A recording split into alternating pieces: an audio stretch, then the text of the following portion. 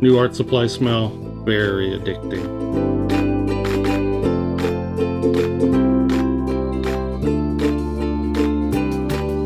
Welcome back to the Mind of Watercolor, everybody. Today we're going to talk about Winsor Newton watercolor markers. Been really anxious to do this. Today will just be an overview. We'll take a look at them. I'll give you some of my thoughts, and we're going to go from there. Everybody give it up for my studio assistant, Reese. You picked out your favorite color already. Goes with the hat. Okay, so what's the big deal? Marker's a marker, right? There are literally tons of markers out there. I mean, if anybody out there's ever used a Copic, you know there are just hundreds and lots of copycats. So what's the big deal about a Winsor Newton watercolor marker? Well, in a word, pigment. Now, I'm not going to take the time in this episode to get into Lightfast, permanence, and fugitive color issues. I will put a couple links down in the description, and that would educate you a little bit if you're not familiar with it. But suffice it to say that for a lot of fine artists, it's kind of a big deal.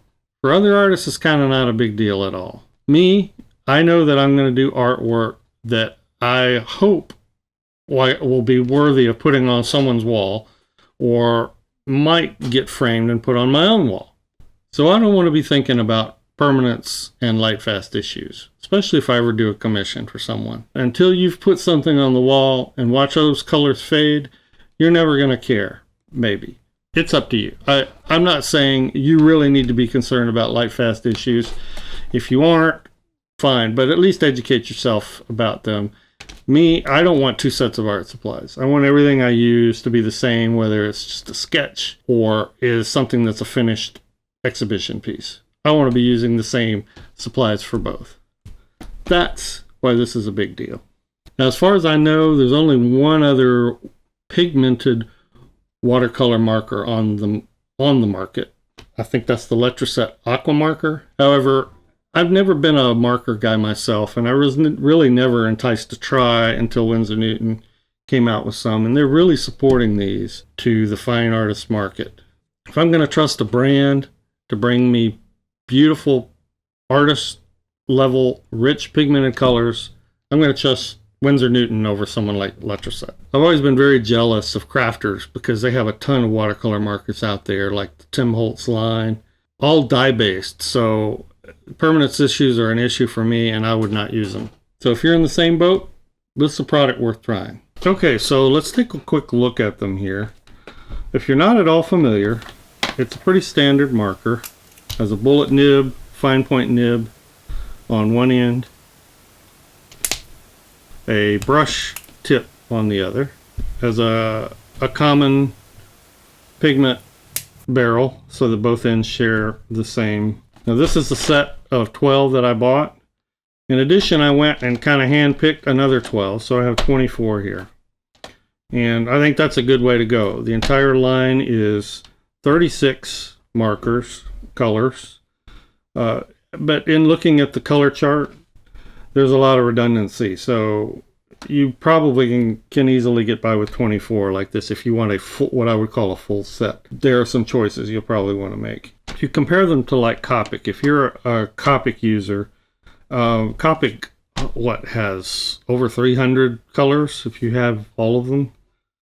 And one of the things they do, because they're alcohol based, just means they're permanent. Once you put down and dry, they are permanent. You can't move them around with water. Copics will put out several shades of the same color. These are not, most of these are deep. There are not a lot of pastels. So that means you're going to have to paint in such a way that to get light faded or pastel colors, you're probably going to have to palette some of them. But there are a couple other techniques you can use to get lighter versions of the same colors you have here. Now, the other thing Winsor Newton has done is they've put out these watercolor marker pads, which I thought was really kind of a neat idea. This is paper, it's watercolor paper, and it's especially formulated to use with these markers.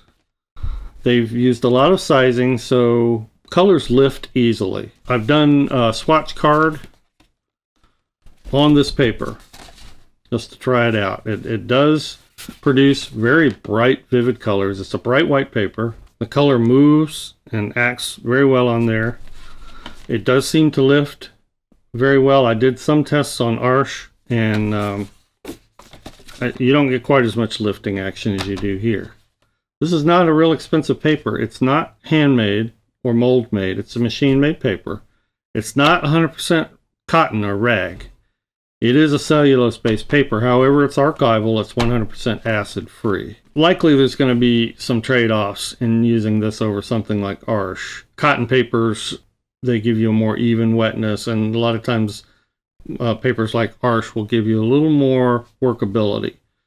In other words, it'll stand up to more rubbing and lifting punishment. I haven't put this totally through those kind of paces yet, but so far, when I did do lifting, there were no issues, no immediate peel back at all. Now, if you buy these sets, I do recommend you do a swatch card on your own. So back to the pads. This is the 6x8. Yeah, 6x8. This is the 9x12, and they have one bigger yet, which I don't remember what it is, 12x15 or something like that. Paper is cold press. It is two-sided. It's smoother on the back side, and the back side seems to act just as well as the front side, or the rougher side. All right, well, let's take a look at how these perform. This is the brush side. Nice and juicy. Bullet marker, fine point side. It's pretty good drawing side. You can get fairly fine points. The light wash over it. It all lifts and wash. It all lifts and moves pretty easily. As compared to watercolor pencils, you'll notice that especially on this Winsor Newton watercolor marker paper, I can go in there and just about lift that pigment completely out of there. Very rich pigmentation. I'm going to mix a little bit here. So you can get the nice wet and wet.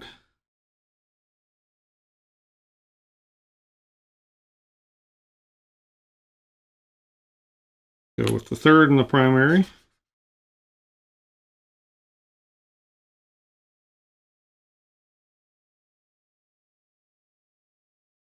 Nice green there. The two mixing together.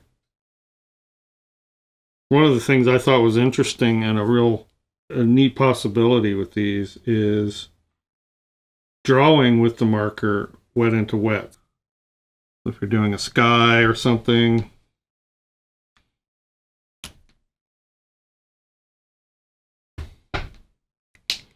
you can get some of those wet and wet effects. I spent a lot of time testing and playing with the idea of drawing wet into wet, because it's one way to get the colors to mute a little bit right off the bat.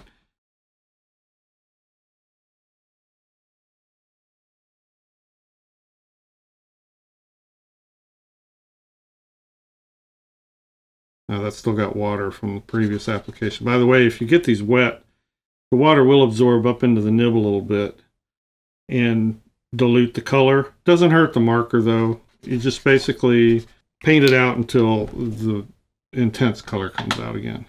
Obviously the question everybody's going to have is, well, how do I use these? How do I use these in day-to-day artwork? It is going to be quite a different way of thinking and way of using art supplies. If you're going to do subtle painting with either glazes, buildup of subtle color, you can do it with these, but you're going to need to palette them.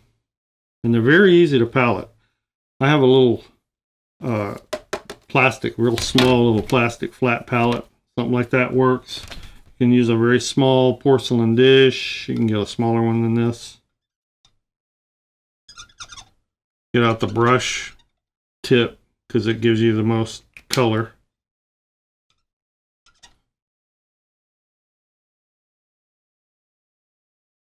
So you want to put down a nice pale application. There's a nice little purple. I'll do a real subtle glaze of orange. So it's probably going to be helpful to have something like this. Even a small little piece of glass with the card backing would work.